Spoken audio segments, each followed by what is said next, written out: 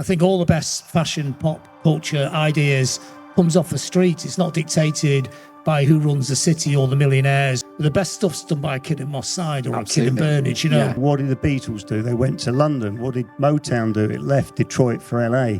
What did Factory Records directors do? They put their money into the Hacienda and lost 18 million quid. I just find it alarming that the woman who invented rock and roll, the distortion on the guitar, isn't recognised by this city. I think it's the biggest story that Manchester's sitting on that they just haven't celebrated. I always say Manchester, when you face up to the alpha cities, the big cities like London, it's like a chihuahua that's not scared of an Alsatian, isn't it?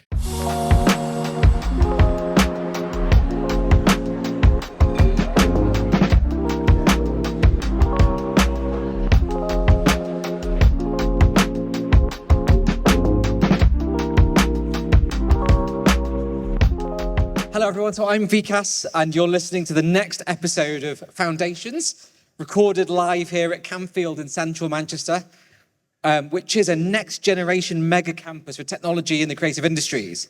So Foundations is a celebration of bold beginnings, brave ideas, and the people that make them possible. So today, we're going to be talking about the stories that made Manchester.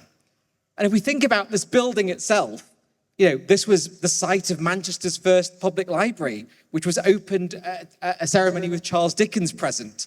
You know, after that, by 1800s, it became one of the city's most important buildings. It's had a lot of lives, like Andy here, which we'll come to. This building's been a Victorian super shed where traders sold cheese, flowers, vegetables, and fish. In the First World War, it was a military workshop for artillery shells. In World War II, it housed barrage balloons that helped protect the city from the German air raids. So, this is not just a market hall. This has been a trading place, a civic space, a museum, and now it's a launch pad for some of the top technology businesses in the city. And that's why we thought it's a perfect place for today's panel. So let me just introduce you to our panelists. So we start with Lisa Morton, who's a true champion of Mancunian community spirit. So Lisa founded her PR firm, Roland Dransfield, in 1996, just 1 month after the IRA bomb in the city. She's the host of the We Built the City podcast, which you must check out, where she interviews icons from Andy Burnham to local heroes who've put their heart in modern Manchester.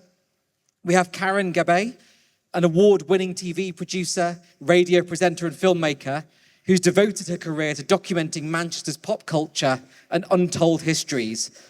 Her work ranges from preserving lesser-known histories of Manchester's migrant communities on film to curating exhibits about Manchester's entertainment heritage, including securing a blue plaque today, which is no mean feat for one of our real cultural icons. Exactly, more clapping.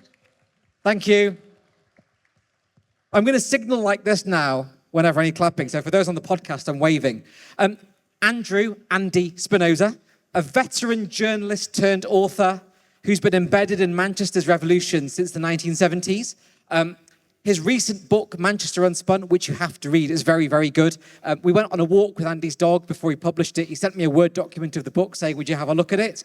And I was politely surprised. It's excellent. In the book, he chronicles the city's resurrection over 4 decades, from post-industrial decline to cultural and economic rebirth. And it is actually a proper insider's view of how Manchester got made. We also have John Robb, who almost needs no introduction, a musician turned author who has lived Manchester's music history. He was an early stage post-punk pioneer as the frontman of The Membranes and later Goldblade. He's a prolific music journalist and founder of Louder Than War, documenting alternative music culture. He's also an author of several books, including The North Will Rise Again, and he's cemented his status as a chronicler of Manchester's music revolutions. So we're going to have a talk about Manchester's cultural, arts and technology heritage and how all of that mingles together. I've got some questions for the panel, but if you've got any questions, do pop your hand up. And if you shout, I'll repeat the question back for the podcast to make sure we keep it interactive. But I wanted to start with that question about stories.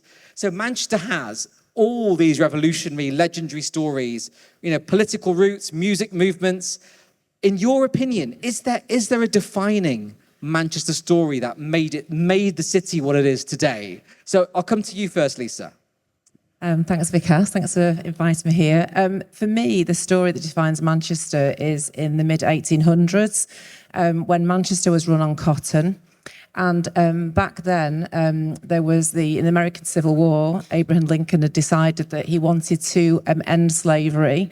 And even though the people of Manchester were dependent on cotton for their living, their livelihoods, they backed Abraham Lincoln and they signed an agreement in the Free Trade Hall to say that they wanted an end to slavery, even though the mills were closing, unemployment was rife and people were dying. And for me, that says everything about Manchester, that we choose justice over comfort.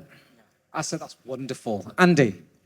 My story's about the big building at the end of the road, the Beetham Tower, because I handled the PR launch of that building in 2007. It opened in 2008, and the media were absolutely fascinated by it because it's the highest living space in the nation, and BBC actually scrambled a helicopter to do a live 6 o'clock news broadcast about it. But why is it so important? Right on the edge of a Victorian conservation area, the city council boss, Sir Howard Bernstein, fought off the lobby to not have any tall buildings in close to these old red brick historic areas. And because of that, at Beetham Tower, it gave a template for the developers and the city to build lots more towers, as we can see today, whether you like them or not. Yeah. That was the pivot that has created the Manchester that we see today. Brilliant. John?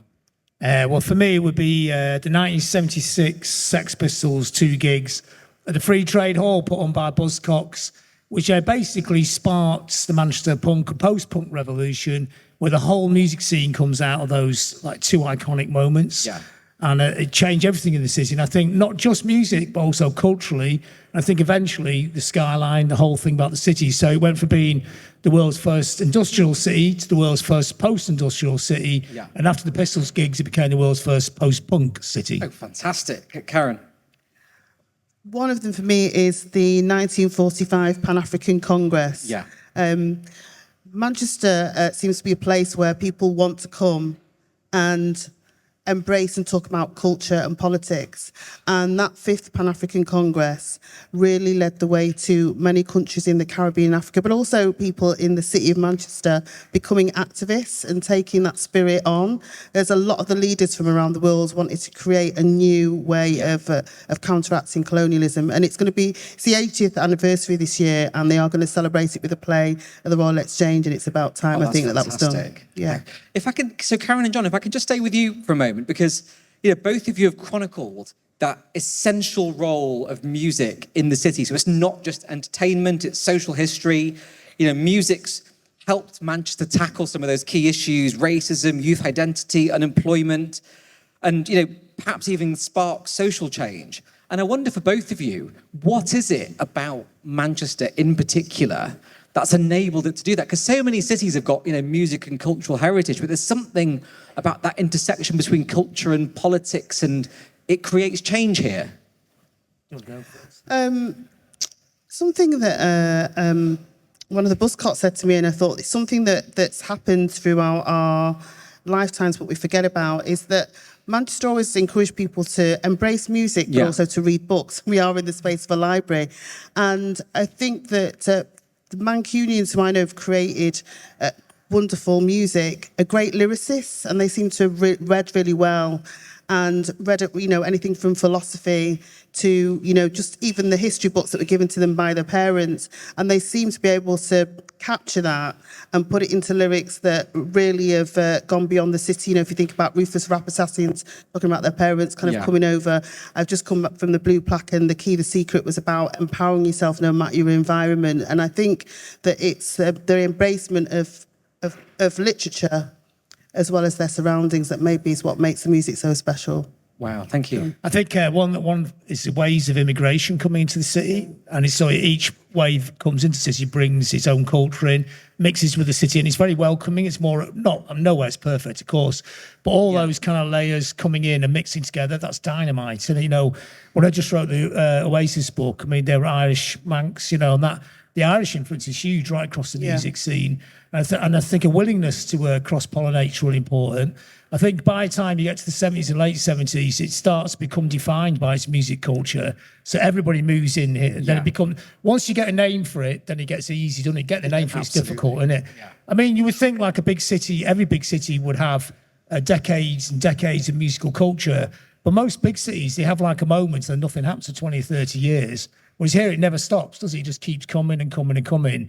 I think it's far enough away from London not to be influenced by London as well. I think that's really important. I feel a bit, Birmingham, I think sometimes I feel they're a bit stuck because they're too close to London, aren't they? So it's, if you're in Birmingham, you're only an hour from London, so you go do your thing there and come back. But here, you do it in Manchester, it becomes a very Manchester thing. And you don't want to say this, but it's kind of like the capital of the North, really, isn't it? Which causes a lot of problems, say that, doesn't it? Even though it's true. So I'm going to now go to one of the two great forbidden dinner party conversations, which is politics. So for Lisa and Andy, both of you have, Lisa, you've interviewed some of the key civic leaders, and Andy, you've written about how city leaders have kind of capitalised on cultural momentum to regenerate Greater Manchester. So I want to talk about that for a minute, because it's actually quite rare for civic leaders and city leaders to really understand what's happening at a grassroots level in a city and capitalise on that and really communicate that to get the city growing. So in the time that you've both, seen that growth of Manchester, have the city's rebels and rulers been telling the same story? Or has there been a creative tension there that's helped the city grow? So I don't know, maybe Lisa, if I come to you first, I know you've done some interviews on this quite recently.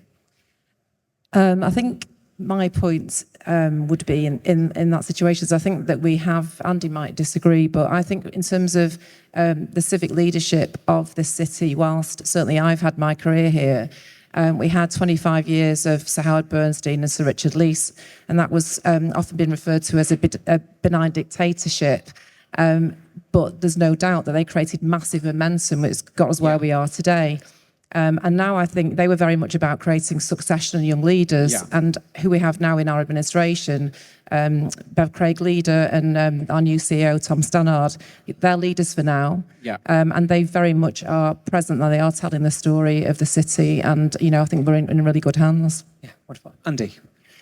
Yeah, the leaders and the rebels or the dissenting voices haven't always been on the same page, and my book goes into the 1998 fiasco of the launch of Manchester's brand, which created actually such a blowback from the likes of Tom Bloxham, Carol Ainscough, Nick Johnson, that that explosion set up a conversation which brought those people actually into the room where it happened and the decision-making corridors of power. And from that time, Pat Carney, the city centre councillor, came to a meeting of creatives in the early 90s and said, we respect the creativity in this room, we want to work with you. So I think Manchester was far ahead of other cities, certainly outside London, in recognising the power of the creatives. And we go to the Hacienda, made worldwide headlines. Newsweek magazine in America, 4 million readers when magazines were a thing for younger people. We used to get information from, bits of paper. These things had huge influence, and the city leaders woke up to the fact that they had this homegrown, authentic youth culture that gave us a standout from other cities. Yeah, I think one of the strengths is that the culture doesn't come from the top down; it comes from the bottom up. I think all the best fashion, pop culture ideas comes off the street. It's not dictated by who runs the city or the millionaires or the people at the top. They just, it's good that they allow it to happen, and it's good that they recognise it happens. But the best stuff's done by a kid in Moss Side or a kid in Burnage, And that's the strength of Manchester, I think, because it's actually a very working class city and it's actually in touch with itself. And it doesn't really matter who runs the city. This stuff's going to happen anyway, isn't it? See, Karen, if I can pick this one up with you, because actually, you've made a career out of uncovering these hidden gems who've really transformed the city. And, unsung, musicians and migrant community heroes. I suppose, could you bring that to life? Is there one story, for example, recently that's really been on your mind of someone that's made a massive difference that probably we haven't heard of? And also, what is the power of those stories? And I say that in the context of the fact that, we all hear about the Hacienda and Tony Wilson and all this, but there's so many stories that made the city what it is. I think the thing about Manchester is there are so many. People don't want to shout about their achievements here too much. There's a small section that do. So there's people that you know repeatedly tell you something pioneering that they did. I mean, Alan Erasmus was just at the Blue Plaque opening installation, and how many people know who Alan Erasmus is? But it wasn't just Tony Wilson. There were 3 founders of Factory Records, and one was a black man called Alan Erasmus. And when we were there, hardly anybody knew who he was. Nobody knows what he looks like. He said he's been cut out of pictures when they do TV documentaries. You know, and you know, that's one of the biggest stories in the world, and it's part of Manchester's foundation, isn't it? Factory Records, everyone will agree. And, you know, I repeatedly speak to musicians who are the voices of records that have sold millions, have got impact worldwide. And it's not just 1 or 2, there are many, many, I'd have to say. And someone was asked at an event I was at Jodrell Bank last week, why don't we know? And somebody said, no one ever asks. Absolutely. And I think that's the key really thing. Powerful. Yeah. And at least if I can come to you on this as well, because, you know, I remember when you launched the We Built the City podcast, and, you know, one of the things that I loved about that was, you know, there's that mixture of the kind of household names in the city that people know, but, you know, you've really fought hard to also just get those kind of inspiring stories on, and kind of what inspired you to start doing that, I guess, and what is it that you've learned, I guess, about Manchester from some of those stories? I wanted to show my gratitude really to the city and the city region for having supported me and given me a great childhood and a great career. And I wanted to explore the purpose and the values and the legacy of Greater Mancunians, but born, bred and adopted, because as Tony Walsh said, you know, some are born here, some are drawn here. So, and it was literally about finding some of those stories that hadn't been told. So people that we do know lots about, and then other people that we're perhaps not so familiar with. Yeah. And I've got a question for Andy and John, actually, on music, because, you know, when I'm traveling to different places in the world, you know, and I go, you know, you're in a random taxi somewhere, and you go from Manchester, and it's always 2 things. There's one football club which will either fill you with horror or dread, depending on. I mean, this is a whole different debate. But people love, you know, wherever you are in the world, people love Manchester's music. And, you know, Andy, you know, you've chronicled that era of cultural explosion and the revival of the city. And John, you've spoken so eloquently in your books and on stage today, not just in your books, you know, about that music story. And I just wanted maybe to get from both of you kind of why did this arguably otherwise quite small city, let's say globally, become so iconic in music? Because we really, really outperform in music and culture.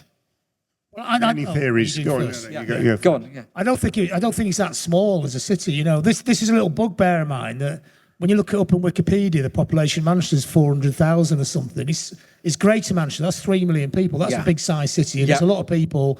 And there's a lot of people come here, move here. People always moved here because of universities. They had the media here. Granada was here. It wasn't like a complete backwater, was it? In the 60s, there was a big music scene. But those people tended to move out of town. And what happened in the late 70s, people stayed here and they built something here. And I think that was important.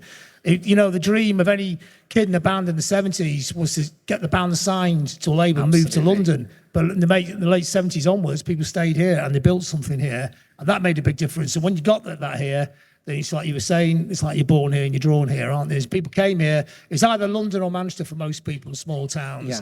And Manchester was a much more open music scene as well. You know, it wasn't closed, and anybody could come and join into it as well. I think that's important.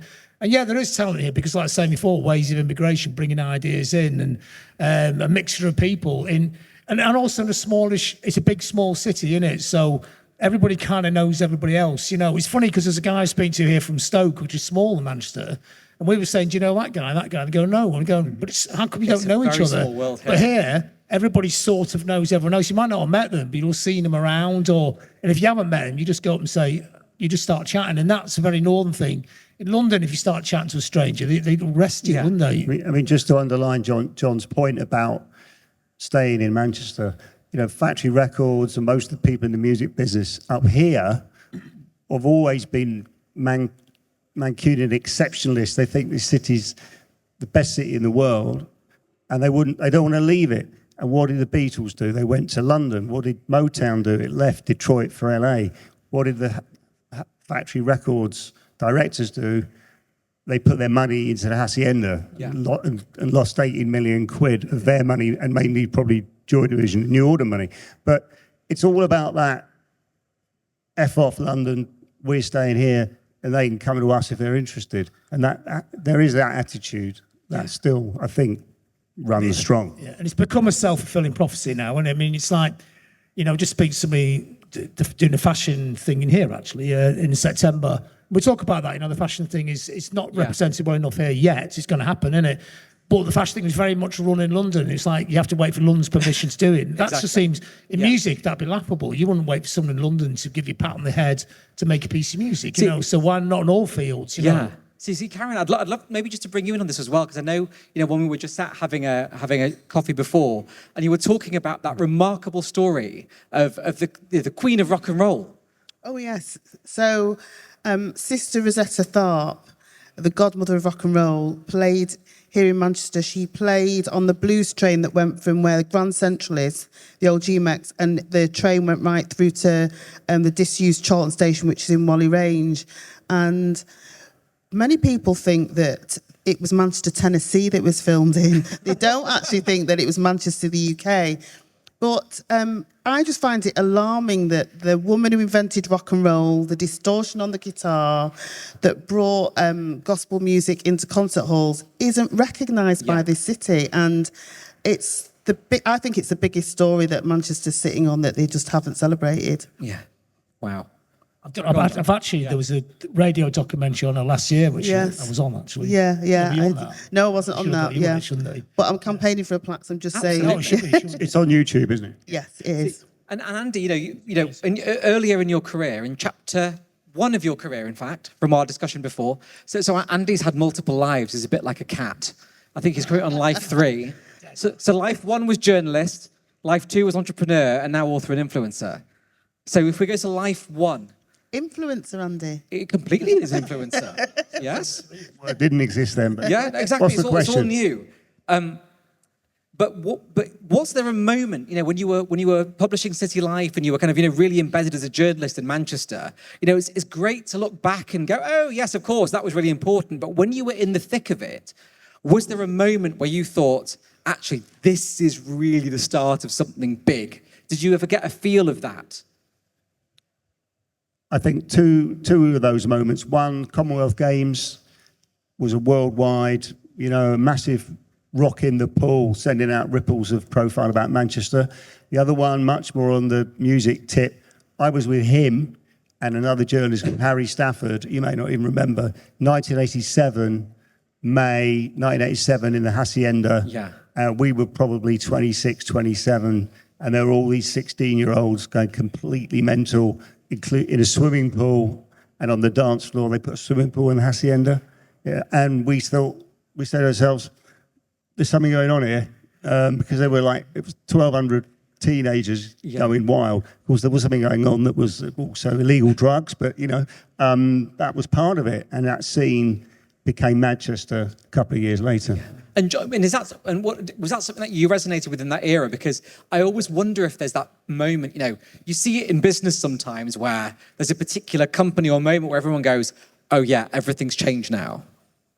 Yeah, I mean, that was a key moment, actually, what Andy was saying there, when the Hacienda, which was amazing, the idea of building the Hacienda in the first place, but the moments when the kids, about 4, 5, 6 years later, invaded it and took it over. Again, it came off the streets. That was not dictated by anybody from the top. It was just like a space that they took over and created their own culture in it, which all the best movements come from, isn't it? Yeah, that's true. I mean, and what I want to do, because, all podcasts like a bit of future gazing. So I thought, you've all been embedded in this city long enough to sort of really get a sense of what's happening. All these factoids are pretty well known in this room today, but for the listeners as well, industrial revolution here, we've got lots of AI and creative and media work, all sorts of things happening, and we're right here in a place that's going to become the real entrepreneurial hub of the city. But I do wonder what that next story will be, because if I think about my life, I just clipped the Hacienda era. I'm sufficiently young to have just clipped it. I just clipped the Hacienda era, so I sort of missed that. And so I wonder, what do you think the next stories are from what's happening in the city now? What do you think the next stories are that people are going to tell about this city? So I don't know, Lisa, we'll start with you and then work our way down our panel. Yeah, well, when I left university, my parents were absolutely devastated because I got a job in advertising in London. And I went down, and there were no flat vowels in London back then, and everyone was smoking Marlboro menthols. And I thought, that's not for me. I'm from Was it like Mad Men? Was it literally like Mad Men? It was absolutely not for me at all. So I came back up and got a job on Salford Crescent for £5,000 a year. And back then, all the buildings were black. If anybody here looked back at Manchester then, they would have thought it was crap. But it was like, crap. It was amazing, and we loved it. But for me, what I really think now, and the City Council's just recently launched our Manchester strategy, which is our ambition for the city for 10 years. Yeah. And that's all around people. It's people first.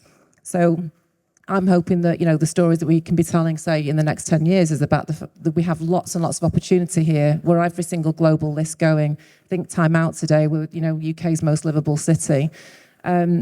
It's about opportunities for everybody. And Tom Stannard, now the new CEO, said that those opportunities shouldn't trickle down. They should be dispersed equally. So that's what I'm hoping the story will be. Thank you. They should flood down, not trickle down. Yeah. Andy?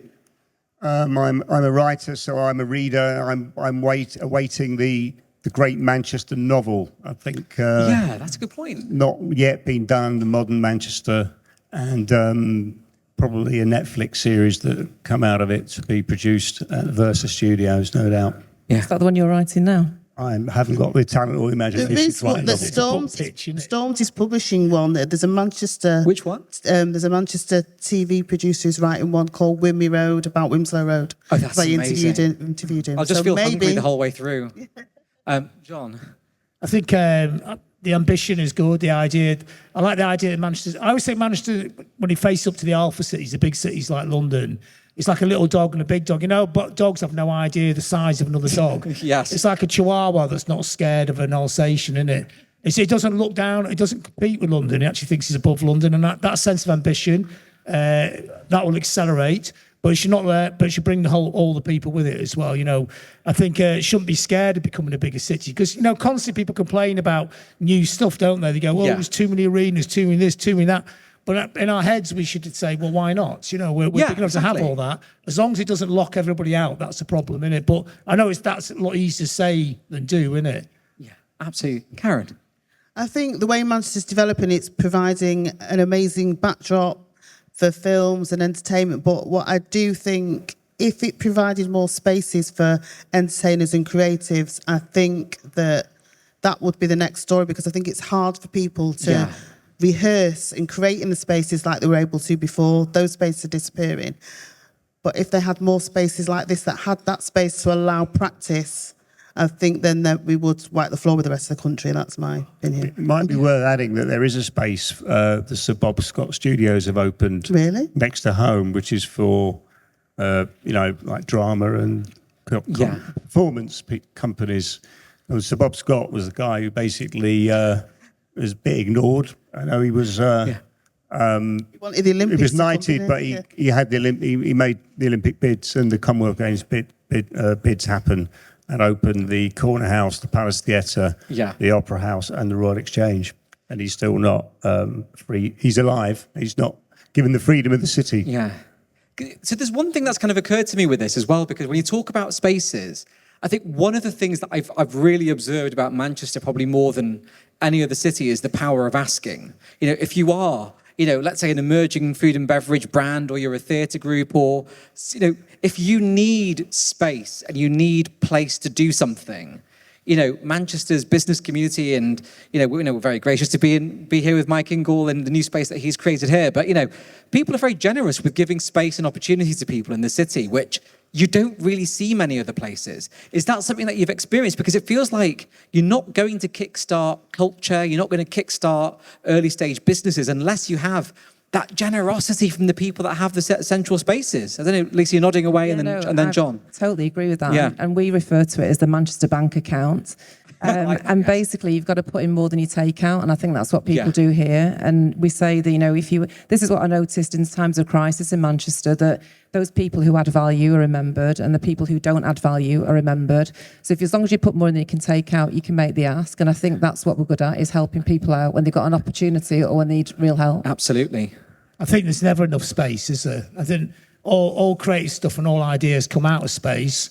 And I guess now the city centre, because it is really full, where is this space going to be? Innit? You know, we have to think about these things, like you were saying a minute ago as well. And I think, I mean, it's not totally squashed out, but it's just, I mean, all the rehearsal space or the space where you can make a noise is about 3 miles out of the city centre and not in the city centre anymore, which does make a difference, doesn't it? Yeah. Because it's about cost. I mean, the price of entry for doing something creative in the centre is now completely out of scale to how it was in the 80s and 90s, where, you know, you could hire a place for nothing as long as you filled a venue with a small crowd. I believe now the asking price is 8,000 deposit, which I know from personal experience, having tried to get events going, and that's not good. Yeah. Because the price of entry needs to be It's just needs to be rethinking nothing. the model, though, isn't it? It doesn't have to be, nothing ever has to be as it is, does it? Yeah. Is that something that you've seen with your work in arts and creative as well, Karen? I mean, the one thing, I know we champion Manchester, but I find that when you ask for spaces in London, people are more giving than here. Really? As a creative, yeah. I mean, Yeah. in the last 2 months, I have had some amazing offers about spaces, but, you know, like in London, a restaurant will say we're shut for 4 hours, you can come in then. Though they're kind of more flexible and they really appreciate profiling creatives. I find it's less so here. Yeah. It has been in the last 5 years. It's difficult. We, as a creator and a producer, we have to go to London and then come back home. Yeah. Which is a shame, really, especially because it's about £1,000 to go on the train now, which is ridiculous. And the Wi-Fi doesn't work and there's no mobile signal, as we found out trying to hold a phone call just 2 days ago. I want to come to a personal story question to close in a moment, but before we get to that, you know, I know, for example, Karen, you've really championed this around the unsung and unheard voices, but I want to get some advice from all of you for the people in this room, because, you know, we're in a technology era now, so oftentimes the most connected or the loudest voice can be the one that people hear the most. So I guess it's a two-parter, so take either part that you want to. You know, if you're in this room and you're wanting to kind of elevate your voice in a city like Manchester, if you want to get to that right table, if you want to make those connections, how do you do it? Because, you know, it's a question that I get asked sometimes, which is where do you start? Or, if you don't want to tackle that one, how do we make sure that we don't miss those unsung voices in the city? So whoever wants to go first, and we'll make sure we get some advice from all of you for our... Well, I think it's something that's bad in modern times that people don't listen anymore. People talk over each other. So it's a very internet thing, isn't it? I mean, the internet's great for a lot of reasons, but when people stop listening to other people, then we've got a real problem. And you can see that politically around the world. But surely a city like this, a city that was defined by revolution, you know, by all the revolutionary things that happened, you know, from Peterloo onwards in the 19th century, we should hold on to those revolutionary community kind of ideas. That's our strength, isn't it? We don't want to end up being just a cheap version of London.